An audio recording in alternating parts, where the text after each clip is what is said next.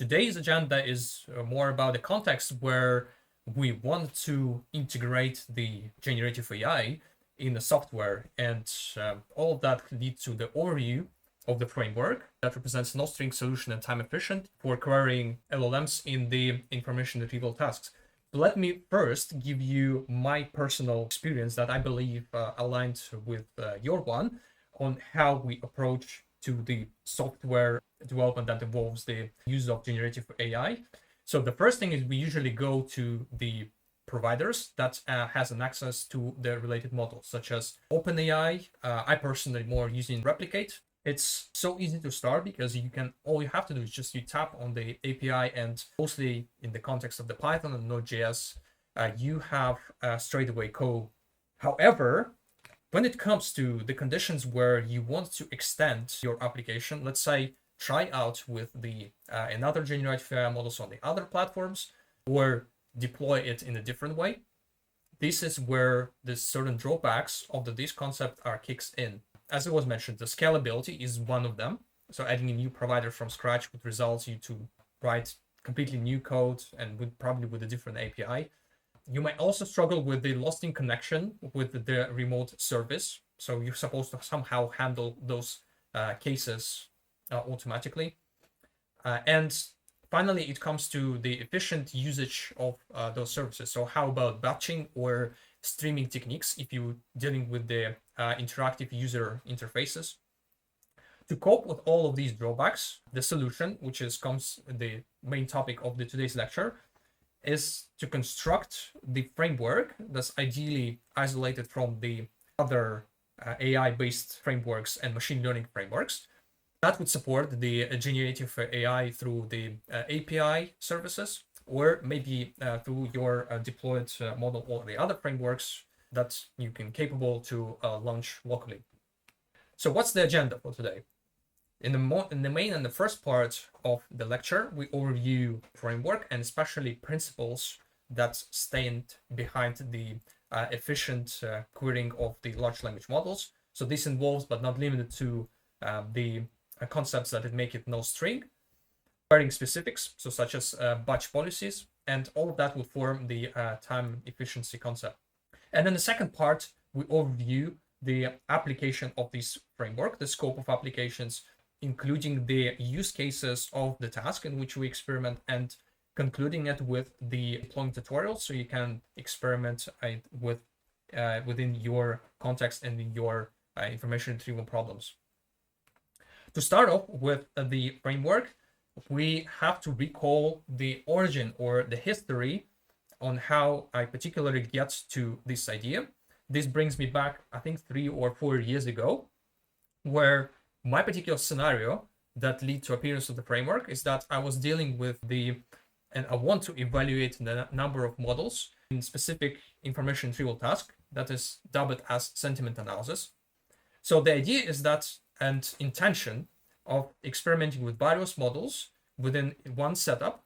I want to make the setup universal, but at the same time have a chance and opportunity to stay connected with all the different API, with different services through their API. And prompting schema is one concept that it was necessary to generalize at first in order to approach and reach this goal. Don't judge me so strictly, so I attempted to make it as accessible as possible with the definitions on this slide and for all the other concepts and further. Prompting schema is a set of the prompts where each prompt follows the following parameters.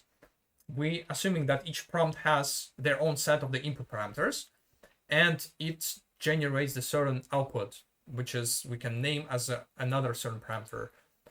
And to connect prompts to each other, as they can depend on the output from the others, this is what we can also mention inside the prompt. So in the end, prompting schema, it's about the acyclic directed graphs based on the prompts inside.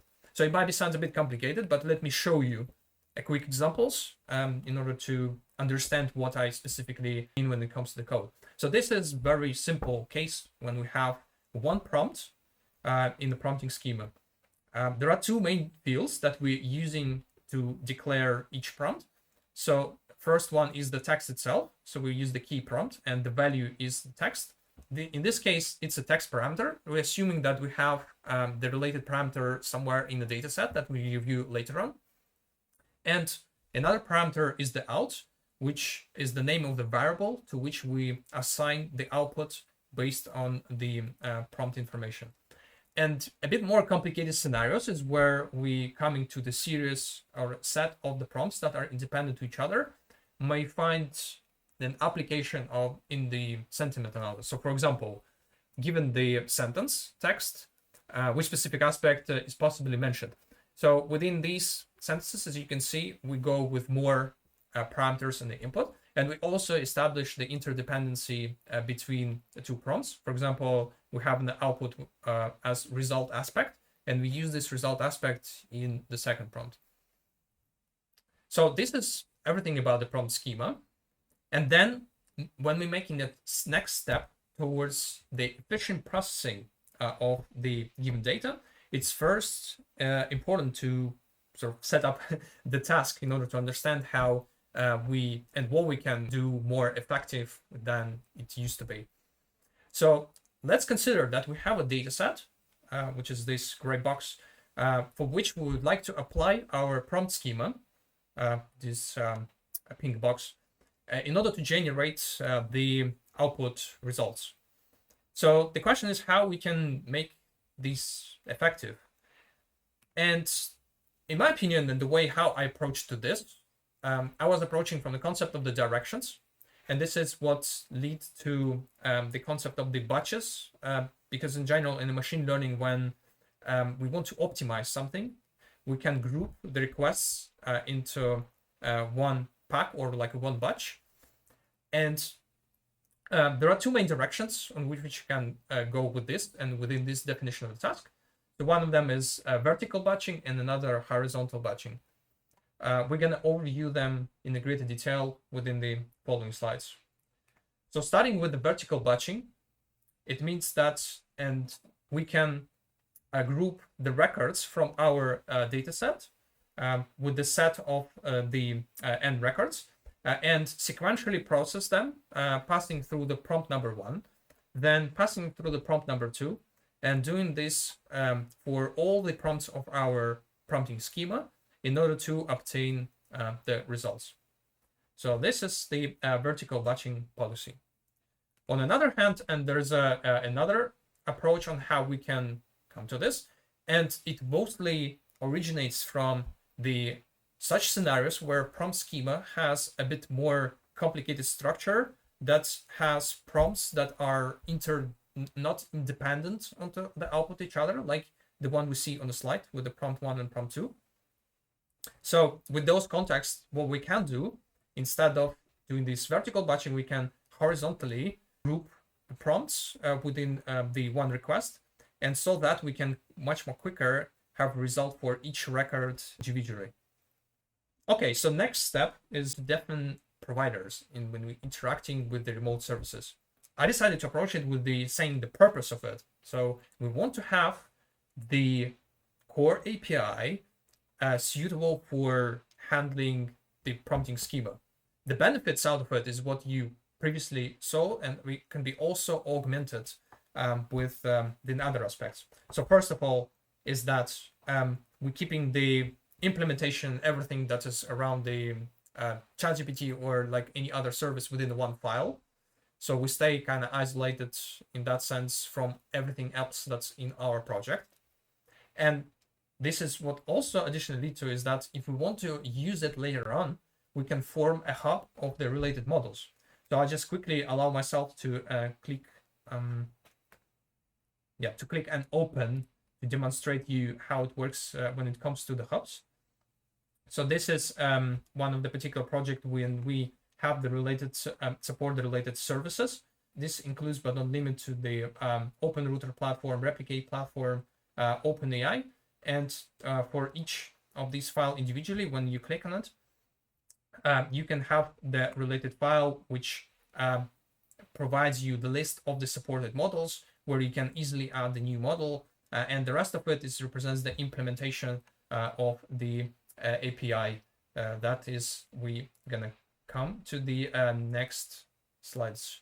And speaking about the API for all this, we also want to have such services that are suitable for the demo organization or graphical user interfaces, which means that we want to support the streaming, and also, and ideally, have the asynchronous querying. So this is both applicable to the single case when submitting one prompt or when we're dealing with the batches.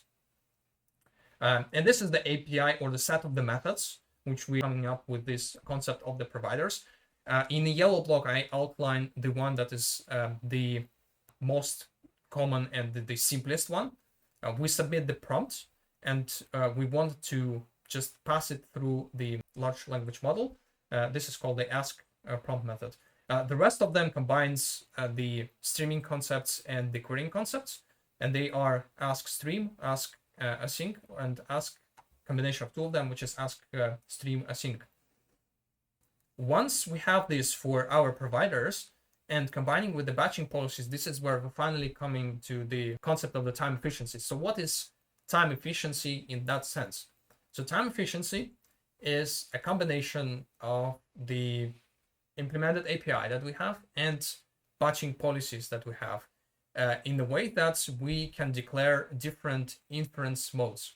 So that means for the data that we have, we can have the following modes, such as we can infer just one record, we can infer a batch of records, we can stream one particular record, like the output out of the past record through the prompt, and doing the same things but in the batching manner. So all that, it might sound a bit complicated, but in general, it's become a part of the project, which has become dubbed as the bulk chain. And all of that is suitable for the case when you're dealing with the large amount of data, like datasets or iterators of the data for which you would like to apply your prompt schema. And this is how it is particularly supposed to be done. And this is finally brings to the API an example how this library could be used for processing the data. It has one method that combines everything that we previously shown, and it's called the iterate content. So we submit our data as a parameter to this method. We're also setting up our schema that we previously saw. We're declaring the provider as in that particular case, we see this the support with the replicate platform and the models from that platform. And most importantly, we're setting the inference mode. So this mode declares on how in which format we have the output when we skimming through the dataset. So it means that if we willing to infer, just for the single example, we have the output is the whole record. If we want to stream the output from each individual example, we have output chunks. And the same is for the case of the batches. So in the end, infer mode defines the output that we have. Okay, as this finally brings me to the second part of today's lecture, where I'm going to show you which concepts are suitable for applying the bulk chain and what experience we've done, as well as the demo setups that we have. The most similar scope of studies where we're dealing with the data for which we would like to apply our generative AI is called the retrieval augmenting generation. So the similarity comes in the sense that in both of that field and in the field where we want to retrieve the data or generate a new data based on our data set is where the prompting strategies remain the same. And special thanks to the related repository on the awesome retrieval augmenting techniques, where these prompting strategies are summarized and listed in the table that you see on the slide. I decided to outline those strategies that are in the scope of the framework and those ones that falls apart and not supported conceptually. So such of them as chain of thought, zero-shot prompting, and few-shot prompting is something that we support, and we're gonna overview how we can use for that purposes, while the rest of the techniques, such as a chain of verification, self-consistency, reason, and act, they are not that much in the scope of the framework, because we do have feature of prompting, but we don't have a feature for verification and evaluation. We don't sort of also considering a selection of the right answers is out of the scope, and also we don't have a setup for supporting the tool calling features. So for those techniques that are most suitable, within the upcoming slides, I'm gonna show you what are the most key takeaways of how we can use them, and particularly speaking in the information retrieval domain. So these are such tasks as sentiment analysis and emotion extraction.